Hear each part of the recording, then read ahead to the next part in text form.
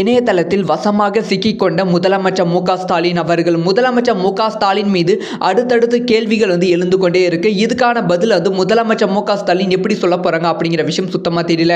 என்ன நடந்திருக்கு டீட்டெயிலா பேச போகிறோம்.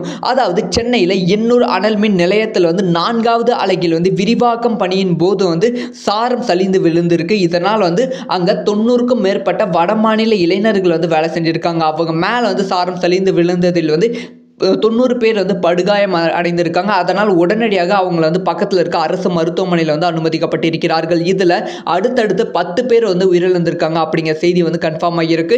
இன்னுமே பல பேர் ரொம்ப கவலைக்கிடமாக இருக்காங்க. அவங்களும் உயிரிழப்பதற்கான வாய்ப்புகள் இருக்குது அப்படின்னு சொல்லப்படுகிறது. இந்த சமயத்தில் முதலமைச்சர் ஸ்டாலின் அவர்கள் எதுக்காக இன்னும் எண்ணூர் போகாமல் இருக்காங்க, ஸோ அவங்கள பார்க்காம இருக்காங்க அப்படிங்கிற கேள்விக்குறி எழுகிறது. ஏன்னா இதுக்கு முன்பு கரூரில் நடந்த பிரச்சனைகளை அரை மணி நேரத்தில் ஸ்டாலின் அவர்கள் ஸ்பாட்டுக்கு அதுக்கான பதிலை சொல்லியிருந்தாங்க. அதுக்கப்புறமா 4 மணிக்கு அந்த ஸ்பாட்டுக்கு போயிட்டாங்க. ஸோ ஆனால் எண்ணூர்ல நடந்த விஷயத்துக்கு ஏன் போகல? ஸோ இது எல்லாமே அரசியல் காரணத்துக்காக மட்டுமே பண்ணீங்களா? ஸோ எண்ணூர்ல இருக்கவங்க மனுஷங்க மாதிரி தெரியல, ஏன் போகல அப்படிங்கிற கேள்வி ஸ்டாலின் மீது அதிகரித்து கொண்டு இருக்கு.